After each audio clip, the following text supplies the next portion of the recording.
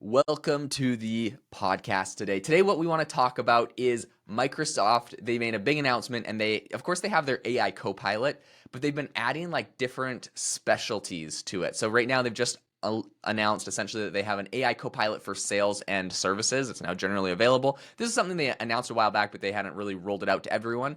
I want to talk about some interesting things from this product. But the first thing I want to say is this announcement essentially came from Satya, the CEO of Microsoft. He tweeted and said, excited to announce the general availability of Copilot for sales and Copilot for services as we continue to extend Copilot to every role and function. Okay, a couple things I want to highlight. Number one, if you're in sales, or I mean, everyone is always selling products, so there's a lot of really cool functionalities you can use while you're trying to help sell your products, services, whatever your business is through this. But the other thing I want to highlight is I want to highlight the strategy they're employing. I'm going to get into kind of what this does, but I just want to high level talk about the strategy.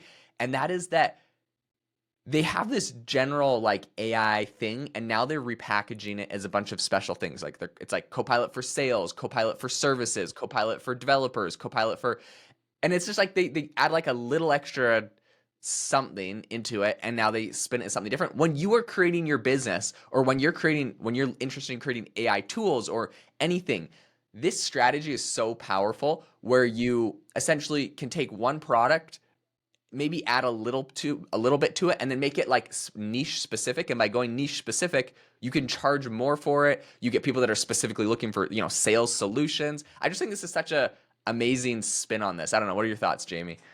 Yeah, I mean, so I have a friend actually who recently got laid off from a tech job, and he's always had a side gig of marketing, and so he'll do like websites for people, and just with all this new AI stuff that's coming out for businesses, I think really in my mind, what he could do is take it we're not just going to do marketing for you, but we're going to help you with your sales, we're going to help you with your conversion rates, all through AI, through some of these tools like. I think about, sometimes when you go visit, a doctor or something or a dentist and you tell them something about your life personally and you come back 6 months later and they remember it. They probably just wrote it down after you left, but still like the fact that they remembered is like crazy and it makes a big difference. So with sales, if you could have an AI tool like Copilot summarize the meeting you had with someone and remember important personal details, that's really going to help your sales, I think, so all that to say, I feel like as a marketer, some of these AI tools, if you can tie them together, like you said, you're going to be able to offer more to the customer and create more value and make more money. 100%. I want to illustrate just like one. Okay, I want to get into the features of this because I'm sure a lot of people are interested. But like last thing on this, just the strategy that Microsoft is employing here by essentially like spinning up new versions of specific niche areas for their Copilot, I think is so smart. And one area that I've specifically done this before in the past, as a lot of people know, I make money every month from Spotify and Apple Music. It's just something I set up when I was in college. I haven't messed around with it too much, but it was a project I did, and I still get royalties, a couple $1,000s every month from it.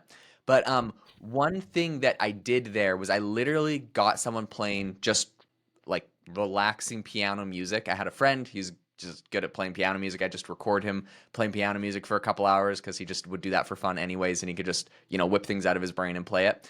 And I, of course, paid him for it, and he's my friend. He's like, yeah, use this for your project. It's cool. So anyways, I took that relaxing piano music and I labeled it as a ton of different things. I made albums that were, music to help your baby fall asleep, relaxing study music, music to help your cat fall asleep. Literally, I make like $600 a month from relaxing cat music, whatever that is, right? That's awesome. I made some that was like, uh, yeah, so meditation, spa, like, okay, so tons of different areas. It's literally the same content. I'm just packaging it different ways because I know that someone's going to go to Spotify and be like, I'm studying, I need relaxing study music. They're going to type that in and they're going to find my thing. But they're not going to click on my relaxing cat music if they're looking for relaxing, study music. So I did all these different areas. Some of them worked out really well. And I think that's what Microsoft is doing.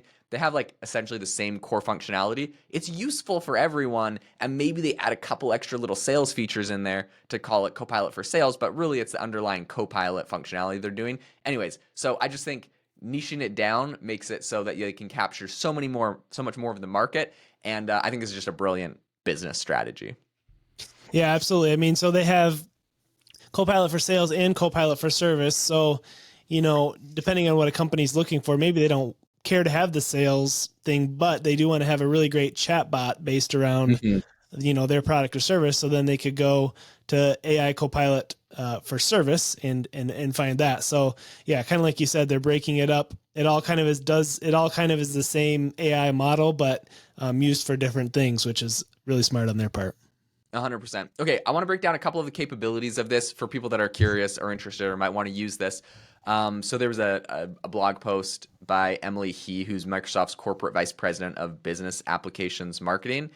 And she was talking about it, and she said essentially, quote, that it will have, well, talking about the Copilot for sales, and she said, quote, it will have capabilities like updating dynamic 365 sales records from Outlook, summarizing email threads, generating email drafts, and summarizing meetings with conversation intelligence. These AI capabilities have helped employees show their clients that they are top of mind while helping them work more productively. Okay, so what's interesting there, again, not to harp on our previous point too much, but like, generating email drafts and summarizing email threads. These are all features that Copilot has, and of course it's like used by salespeople, and they have like the integrations like updating dynamic 365 sales records from Outlook. So that's definitely like a sales feature that you're gonna want.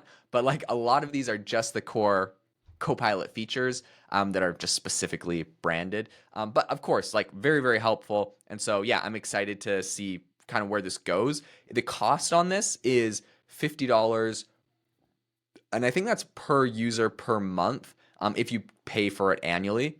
Um, but I do think that like the existing Copilot for Microsoft 365, you can get the like non-sales. Oh, okay. That's for the Copilot for sales. Yeah. And then it's an extra $20 a month per user if you, I think, don't want the sales specific one. I'm not sure. And I think there's some versions of this that are free too. So I would go check out the pricing on all of this. Dynamic 365 Sales Premium, you have to pay an extra $30 a month if you want it. So anyways, it's they have a bunch of different pricing structures, but it's somewhere under $50 a month. If this is, what you do all day, every day in sales, this is definitely something that you're going to want.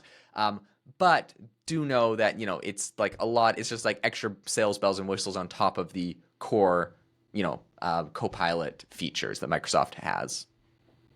Very good. Yeah. And like, again, back to if you're doing like a marketing business or, helping businesses with their sales, I still feel like that's a pretty good price and the value is definitely there.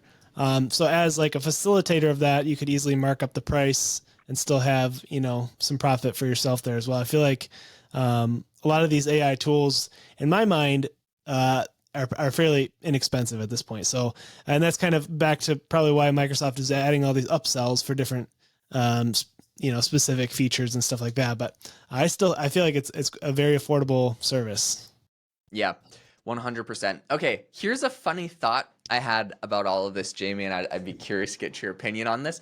So recently I had someone, on LinkedIn, I feel like it's like the platform that I get like a billion inbound sales things where people want to sell me and help me do everything in my business, right? That's like, Yeah. I get more inbound on LinkedIn than I think like, spam emails or, inbound sales emails.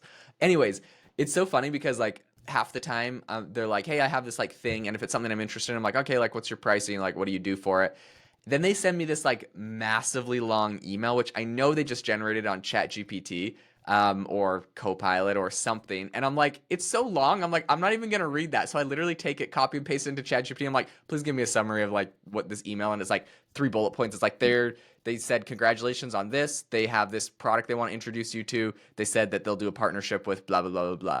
Anyways, and I'm like, okay, thank you for the 3 bullet points. Like, would have been great if they just sent that to me. Like, I don't know, maybe they think the sales is going to go better if I have to read like an essay. But anyways, my question to you is when salespeople or business people are using these tools, do you think like we're creating a world where, because it has like two features that it highlights is like writing emails and then summarizing emails.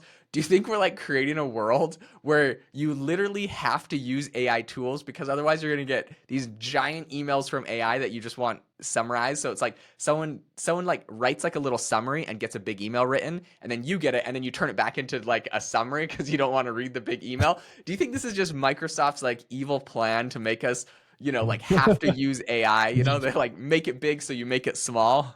I mean, that's an interesting thought. I mean, I think back to kind of the sales copy you read a lot of times, and back even on Facebook when people are trying to sell like a course or something, it's like pages and pages of copy, and it's like, okay, let me get to the point here. And now with AI, you're going to have even more of that noise. So you will. I mean, I do think it's a reality that you're going to want to have an AI summarizer, on hand for a lot of things, from emails to sales, and then even further. I feel like all these voice bot like Amazon Alexa, they should integrate AI tools so they can summarize and just read them emails to you, so you don't have to sit there and read through all the stuff. But that's just my 100%. Yeah.